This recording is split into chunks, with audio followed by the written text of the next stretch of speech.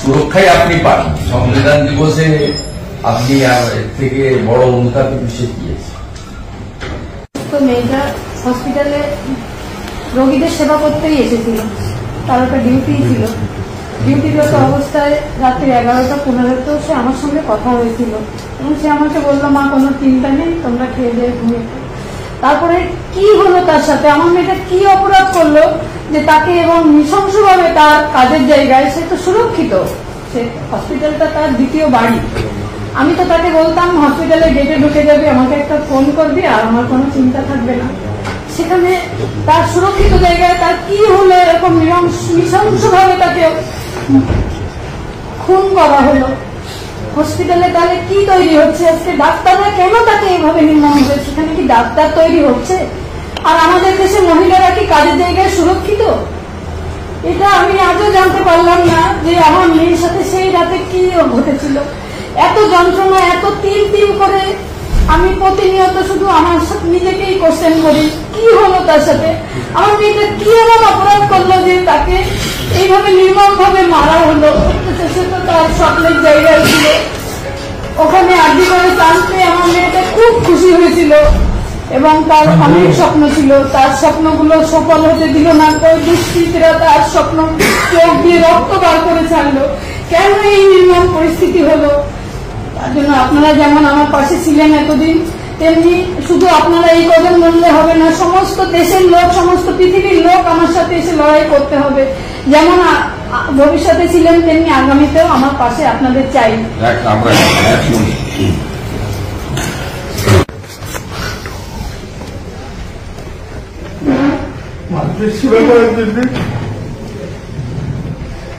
সেদিন রাত্রিবেলায় তাকে দুষ্কৃতীরা পৃথিবী থেকে সরিয়ে দিই।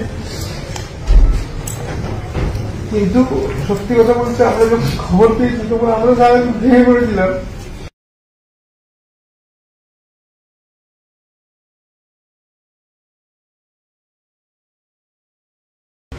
যখন আমরা হসপিটালে এসেছি, যতটা আমরা মেয়ের মৃত্যুতে শোক না পেয়েছি, সেই দিনটা আমাদের প্রশাসন এবং পুলিশ আমাদের এমন ভাবে হ্যারাসমেন্ট করেছে, সে জীবনে আমরা কোনদিন আসছে এটা বলবো না।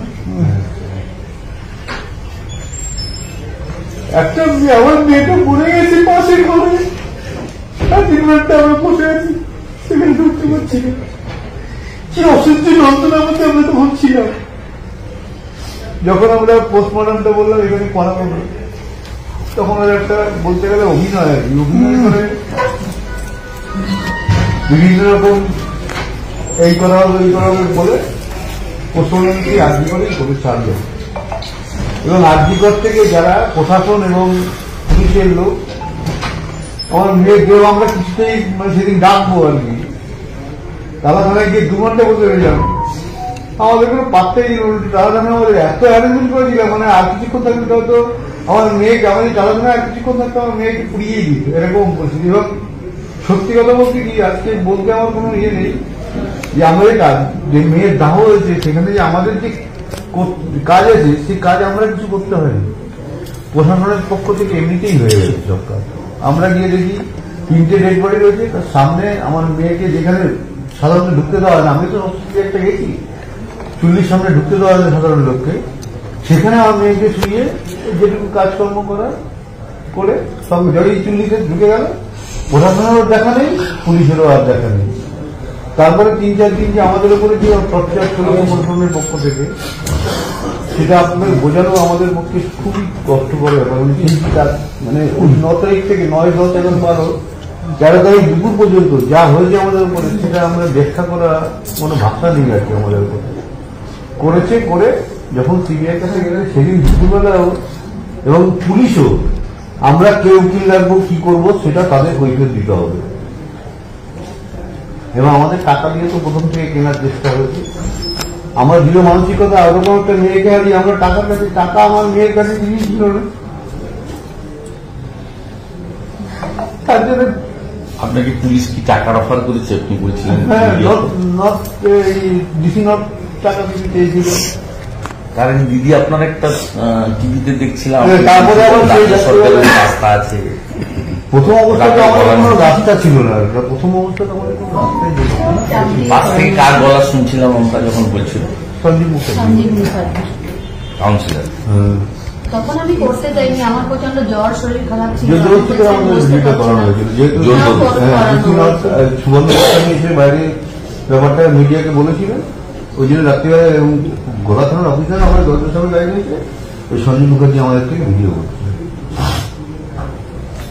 সেই ভিডিও তো পরবর্তীকালে পার্টি অফিস থেকে পাবলিশ করা হয়েছে। যখন আমি আরজি করে গিয়ে প্রশ্নটা তুলেছিলাম তারপরে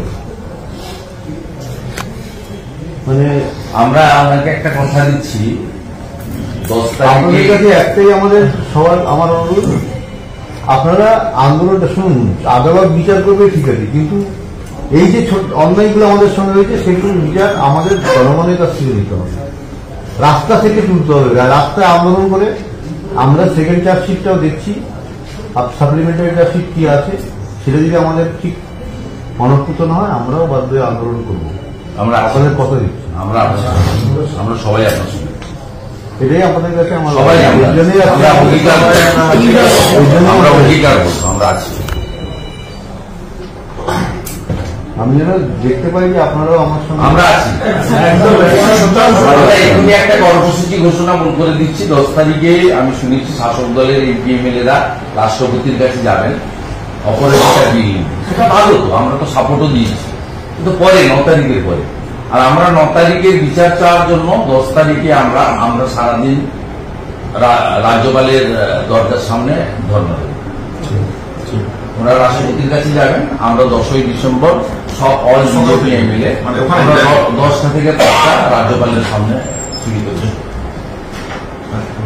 9 তারিখের বিচার, 9 তারিখের পরের বিচার চাইছেন ওনারা অপরাজিতা বিলটা করেছেন, 9 তারিখের পরের বিচার চাইছেন। তাতেও আমাদের তো পূর্ণ সমর্থন আছে, আমরা তো ডিভিশন চাইনি, সমর্থন করেছি, কিন্তু 9 তারিখের বিচারটাকে বাদ দিয়ে পরের বিচারগুলোকে অগ্রাধিকার দিলে তো হবে না।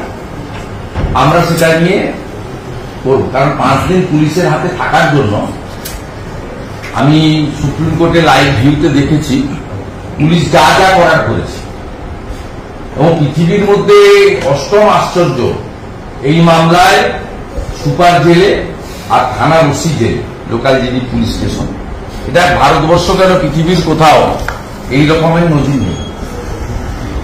আমরা সবাই আছি আপনার সঙ্গে, যার বিরুদ্ধে ওনাদের ক্ষোভ, উনি বলেছেন, আমি বলছি না। ওনারা যাচ্ছেন অপরাজিতা বিলের দ্রুত অনুমোদনের দাবিতে রাষ্ট্রপতি মহোদয়ের কাছে। আমরা সেটাতে সমর্থন করি, কারণ বিধানসভাতে সমর্থন করেছি। আমরা 10 তারিখের আমরা রাজ্যপাল মহোদয়ের কাছে পুরো দিন বিজেপি এমএলএরা ধর্ণা দেব 9 তারিখের বিচার চেয়ে। রাষ্ট্রপতি মহোদয় যেমন সাংবিধানিক প্রধান দেশের, তেমনি রাজ্যপাল মহোদয় আমাদের রাজ্যের সাংবিধানিক প্রধান। ওনারা যাচ্ছেন 9 তারিখের পরে পানিশমেন্ট দেওয়ার জন্য, আরেকটা আর্জিকর হলে পানিশমেন্ট দিতে চান অপরাজিতা বিল, সেইটাই বলেছে। আমাদের সমর্থন আছে, না আপত্তি নেই, কিন্তু আমরা 9 তারিখটাকে বাদ দিতে পারি না। আমরাও 9 তারিখের জন্য সারাদিন বিজেপি এমএলএরা আজকে ওনার বাবার কাছে কমিট করল। আর ওনার পিতৃদেব মাতৃদেবী যেটা চেয়েছেন খুব আমি মনে করি লজিক্যালি, কারণ ভারতবর্ষে আজকে সংবিধানের প্রথম লাইনটা হচ্ছে for the people, by the people, of the people. উনি বলছেন জুডিশিয়ারির লড়াই হবে, জুডিশিয়ারি তো একটা স্তম্ভ কনস্টিটিউশনের, কিন্তু কনস্টিটিউশনের মেন থিমটাই হচ্ছে for the people, by the people, of the people. অর্থাৎ উনি বলেছেন আপনারা জনগণকে নিয়ে এই অন্যায়ের বিরুদ্ধে এবং বিচারের দাবিতে লড়ুন। আমরা আজকে সব বিজেপি এমএলএ ওনার পিতৃমাতৃদেবীর সামনে ডক্টর বাবা সাহেব আম্বেদকরকে স্মরণ করে আমরা কমিট করছি, অঙ্গীকার করছি যে আমরা জনতা দরবারে নিয়ে যাব এবং এই জঘন্য, নির্মম, বেদনাদায়ক ঘটনাটাকে ভুলিয়ে দিতে আমরা দেব না। আমরা কমিটেড, তাই তো সবাই